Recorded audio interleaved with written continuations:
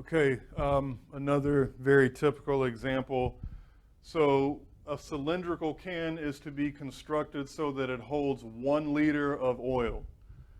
We want to find the dimensions of the can so that the cost of the metal required to construct this thing is minimized. So essentially, what is it that we're looking for, right? If you think of a drum, an oil drum or a can or whatever, um, the amount of material that is required to construct that thing is basically the surface area of a cylinder. So that's what we need to work with. So we've got a volume and we've got a surface area, and we sort of need to we need to minimize the surface area. So we've got this cylindrical oil can, and we want to minimize the surface area, right? So what is the surface area? So this is a can, and if it's an oil can, then it should have a top and a bottom, right? So we've got the amount of metal that's on sort of the sides of the can, and then we've got the top piece and we've got the bottom piece, right? So what's the area, what's the amount of metal that we're going to need? And let's say we're in centimeters. We'll need to do this in terms of centimeters. So, right, the top piece is going to be pi r squared centimeters squared. And the bottom piece is also going to be pi r squared centimeters squared, right? That's just the area of a circle. So I've got two of those. So I've got 2 pi r squared centimeters squared. And now, what about the side, right, the side of the can, the sides of the can? Well, I know that diameter is 2 pi r, and so, sorry, not diameter, circumference is 2 pi r, and then I multiply that circumference by h. That's going to give me the area of the sides. So we've got the total surface area now is 2 pi r squared plus 2 pi rh. And so again, we've got this relation. It's got three variables in it. We'd like to make a function of a single variable, not the two variables r and h. So this is where the constraint comes in. So we know this thing needs to hold 1 liter of oil. Let me note here that 1 liter is the same thing as 1,000 centimeters cubed, right? So if we're in terms of centimeters, then I know that the volume, which is 1,000 centimeters cubed, right? What's the volume of this thing going to be? Well, it's the area multiplied by the height, so pi r squared times h. So now here's my objective. Here's my constraint. I will use the constraint to write the objective all in terms of one variable. So basically, to get rid of this extra h here, I'm just going to solve for h. And so now h is 1,000 divided by pi r squared. So now I can rewrite the area as 2 pi r squared plus 2 pi r times h. Well, what's h? It's 1,000 over pi r squared. And so now you can cancel the pi's, right? You can cancel an r here with one of them here. And so really the thing that we need to minimize is this function of r, right? A of r is equal to 2 pi r squared plus 2,000 over r. Now, what is the domain of this function? This time it's not a closed bounded interval. In fact, it's open and it's infinite, right? So when r gets very close to 0, this thing gets close to 0, and this thing gets close to infinity. So here the surface area in that case can be as large as we want, right? Or vice versa, if we make r close to infinity, or if we take the radius to be very large, this thing then is very large and this thing is very small. So again, the surface area will go off to infinity. So really this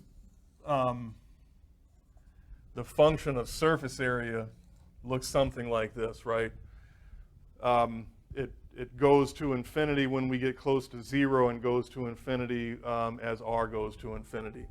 So we are looking for the minimum, right, the minimum value of this area function. So again, let's find the critical point, and then we'll use the first derivative test this time to see whether or not this thing is actually a max or a min.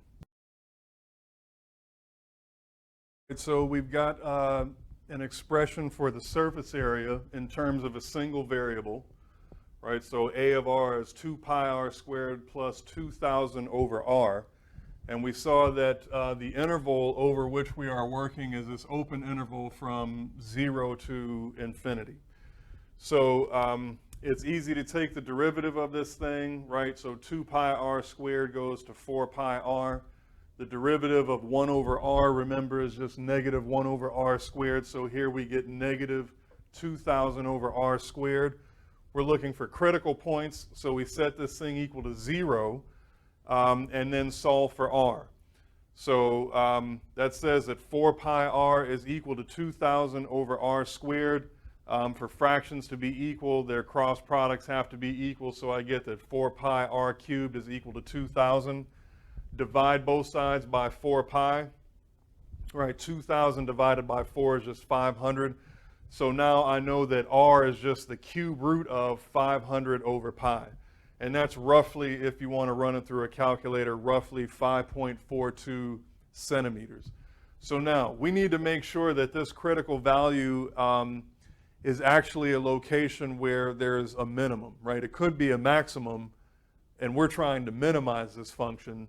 So we do need to make sure that this actually returns a minimum. So let's do the little first derivative test that we used to do.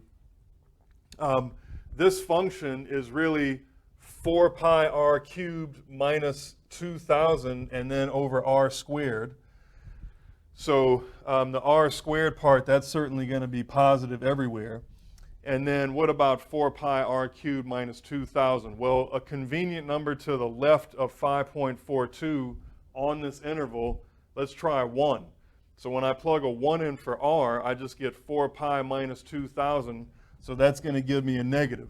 And so a negative times a positive, that's going to be a negative. And a convenient number to the right of 5.42, again, I've got all of this space to work with, so I'm just going to go with 10. Right, so when I plug a 10 into this thing, I get 4,000 times pi minus 2,000. Well, that's certainly going to be a positive, and so a positive times a positive is a positive. So that's good, right? We go from decreasing to increasing. Therefore, we really do get a minimum at r equals 5.42. Remember, we are looking for the dimensions of this oil can that will give us the minimum surface area. Right? Nowhere in here have I computed the actual minimum surface area. We're just looking for the dimensions. If I wanted the surface area, I would just take this value of r here and plug it into the function that gives us the surface area. But this problem asks for the dimensions. So I need to find the radius, right?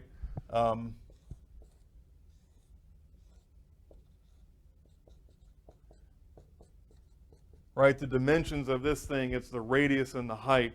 I know what the radius is, now I just need to find the height. But remember before, from our constraint equation, we know that the height is 1,000 over pi r squared. So I'm just going to plug 5.42 into r, work it out with a calculator, and then I get that the height is 10.84. Notice that the height is 2 times the radius in this case.